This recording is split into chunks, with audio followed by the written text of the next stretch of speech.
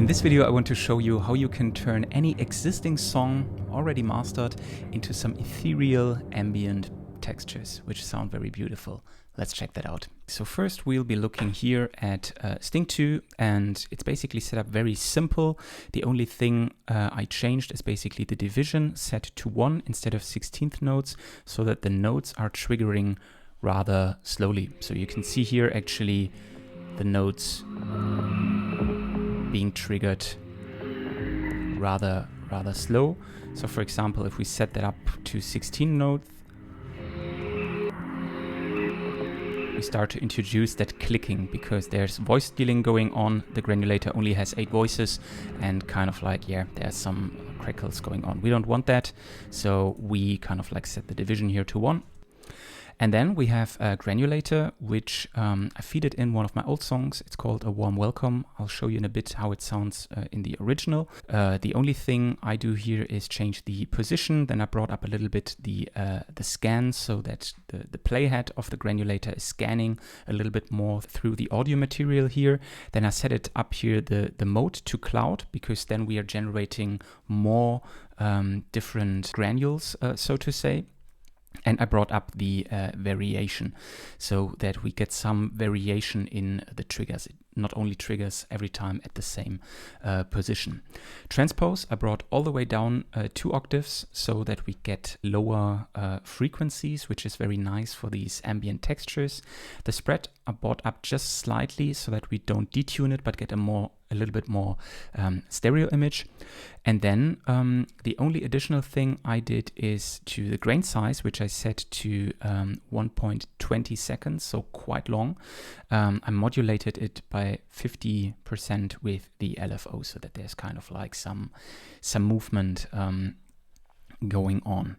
And then looking here at the envelopes, the only thing I did is to set the volume envelope very long. So you can see here the release time is very long. I set it here to around 22 seconds so that all the different sounds are playing actually for a long time. You can further extend this by putting it here on hold, because the notes that Sting is generating are very short, and if you put hold off, then it's only playing as long as you're holding the note. But if you put hold, it's actually playing the granule for as long as there's a new note triggering.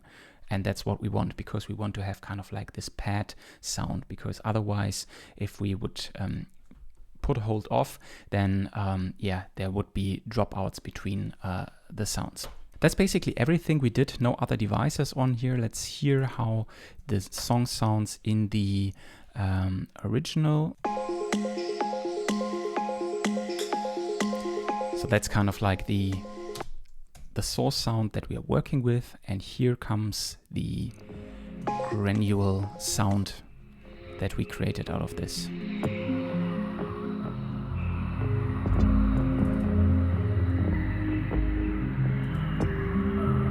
And the cool thing is with Sting 2 here, it's actually generating notes at different pitches. So we get these random sequences that are kind of like triggered here, and the notes are not only being triggered at the root note, but at different pitches, which makes it kind of like from a melody perspective a little bit more interesting.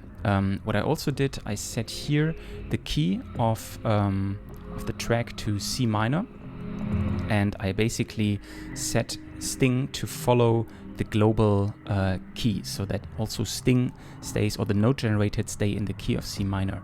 And the track that we're using also is in the key of C minor, so it's kind of like generating these really nice ambient pads that are now playing together.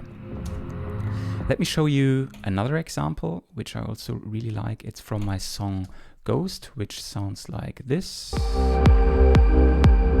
And we are basically using a break section here towards the end, where we have this nice little melody, so to say, going on.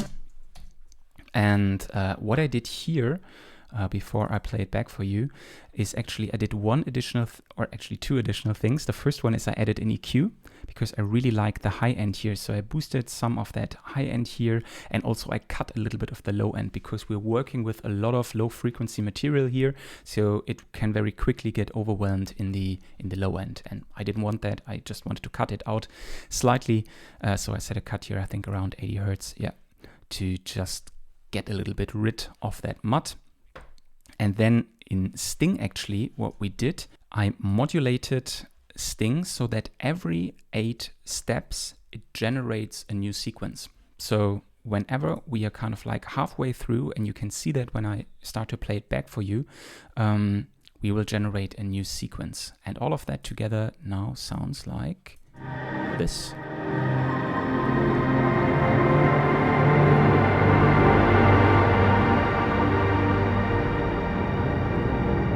See, Sting was triggered and now we're getting a new sequence.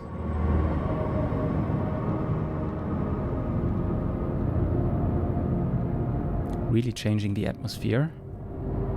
And now it was triggered again and we have a new sequence again. Cool thing is all these sequences, as I said, stay in key because here of this key lock feature.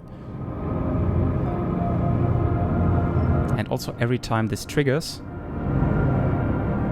we also get different values here of the octaves. So you can hear sometimes it's going up a little bit, sometimes it's going down.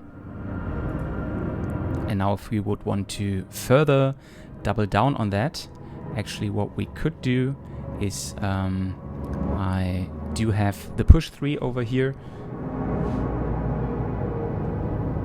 You can start to change the position. So that we introduce some new source material.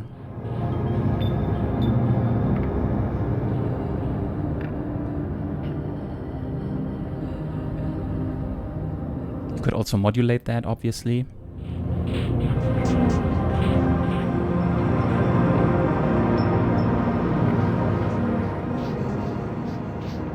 Yeah, really, really nice. And that's just 2 songs I tried.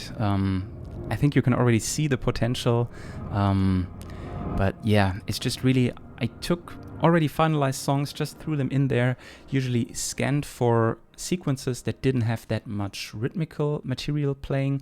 I mean, obviously you can also try that with some rhythm stuff.